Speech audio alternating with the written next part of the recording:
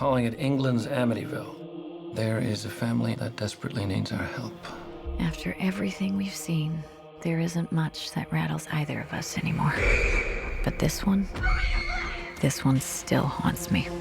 Earlier on in the episode, we talked with the Conjuring 2 screenwriter David Leslie Johnson. Having a decent script is, of course, only the first step. So let's take a look at how things go from there and what else is required to make a decent horror film.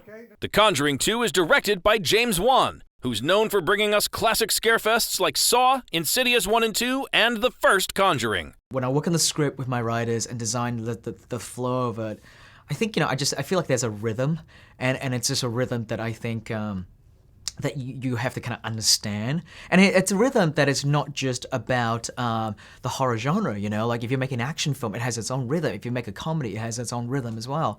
I did a lot of editing when I was growing up, when I was younger, and so I think that kind of educated me on the pace of storytelling, of script writing, and that is something that I hold dear to when I'm crafting my films. Does it feel like the voice is coming from inside you?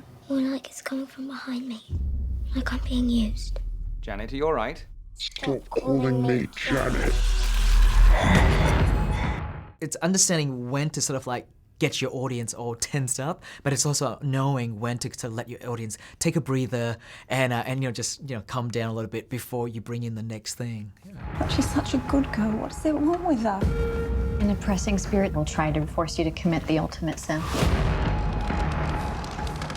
And what's that? Murder, suicide, or both.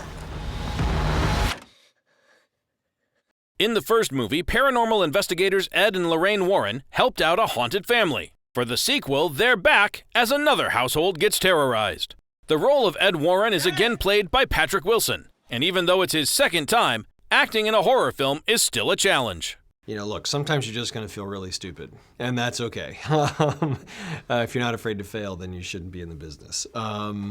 There is a certain amount of, you can't go halfway. You've got to go full bore, as we say. You've got to go full throttle. So that's the key, is you just have to dive in, even if you feel silly, and you can laugh afterwards. Okay, and action. Peggy! Come on! I'm again! He was in the water, he grabbed me! He tried to pull me out! Director James Wan has been making top-rated horror flicks for over a decade already. Earlier on, he revealed the importance of the pacing, but there must be more ingredients in his secret recipe. Ooh, I don't know if there's a secret recipe or not.